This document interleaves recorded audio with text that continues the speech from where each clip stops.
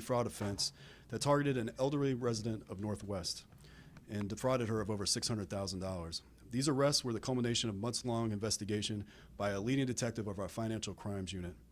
I will now turn it over to Commander Kentish to provide details on the investigation that led to these arrests. Good afternoon. I'm Commander Kevin Kentish of the Criminal Investigation Division. MPD's Financial and Cyber Crimes Unit became aware of this case back in June of this year. An elderly female victim reported to detectives that in February of this year, her computer crashed and there was a pop-up message advising her her identity had been stolen. A message advised the victim to contact a fictitious customer service number which connected the victim to scammers. In between February and June of this year, scammers instructed the victim to make multiple wire transfers and purchases of gold coins and told the victim was defrauded of over $640,000. Yesterday's MPD Financial and Cyber Crimes Unit and Violent Crime Suppression Division conducted an operation to intercept and exchange that the defendants believed to be $200,000 worth of gold. During this operation, 27-year-old Amruth Vaca and 28-year-old Salani Saik of California were placed under arrest for first-degree fraud. Detectives are looking at whether these suspects are connected to additional offenses. We are working with our partners in the FBI to identify these scammers that are operating in our jurisdiction and possibly in other jurisdictions as well. We hope this arrest sends a strong message to those looking to defraud innocent people of their property. If you do, we will find you and we will arrest you. I will now turn it over back to Assistant Chief Rainey Kyle.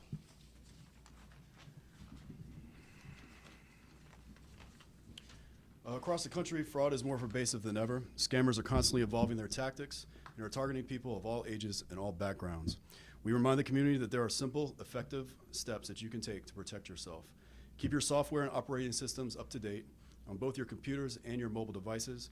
Install software that provides antivirus and email filter services. Be cautious of calls or emails that request sensitive information or money. Caller ID and emails can be faked and voices can be cloned. If someone contacts you and claims to be a government official or a representative of a financial institution, call that bank or that government agency directly, ask if the person works there, and see if there is a real issue. Staying alert, verifying information, and reporting suspicious activity can make a big difference, not just for you, but for the entire community. If you think you may have also been a victim of a similar fraud, you're asked to call us at 202-727-9099.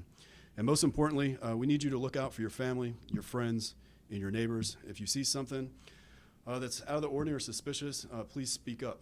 In this case, the fraud was actually discovered and our victim was alerted to it by a merchant that saw suspicious activity. And without that, she may have been defrauded out of thousands and thousands of more dollars. So we do think that that merchant as well. We'll now take a few questions if you have any. Yes. Yes, so can you say what nationality they are? I'll refer to our PIO and may be able to get that information for you later. Yeah.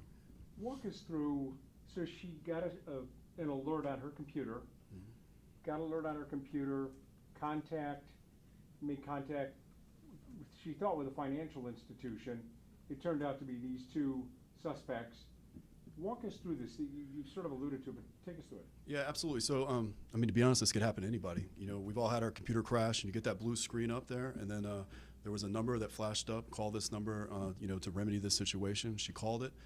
She ended up speaking to some people that took her down this long scam that resulted in thousands and thousands of dollars of loss. We do believe these two people that we arrested are obviously involved, but we do think it may be linked to a larger network, maybe linked to stuff up and down the East Coast and maybe across the country.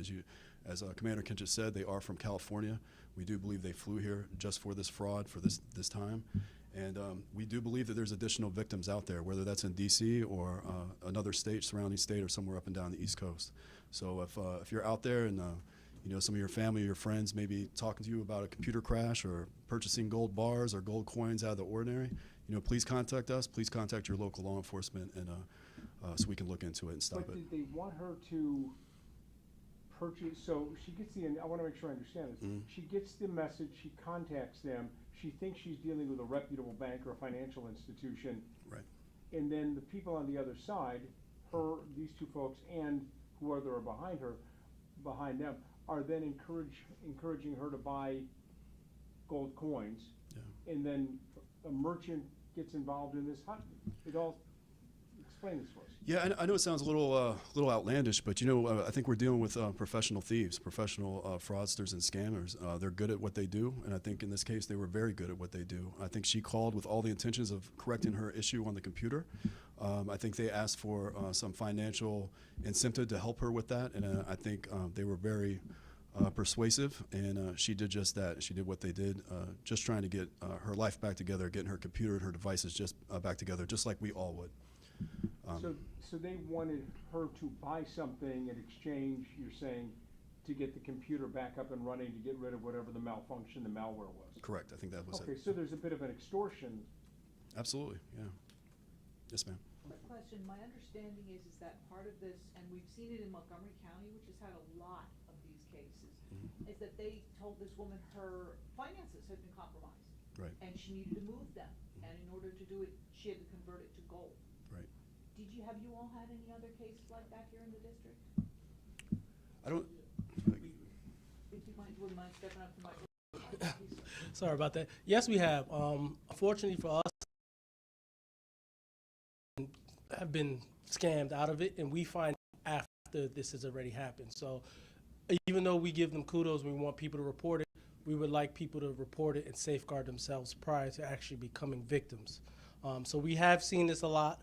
This is one of the good cases that we get to report out, and good scenario that we get to report out. We're actually able to hold somebody accountable. It doesn't always end up like this, but this is the scam, and this is the type of scam that I think we're seeing not just here, but nationwide. And this is a situation where they are telling these people, we're gonna help you. Yes, everybody that is victims, as from victims, is because that somebody is offering to help them. It doesn't seem to that person that they're being scammed. They think they're being helped. Well, unfortunately, somebody's helping themselves to their hard work and money and gold coins. How long did this go on?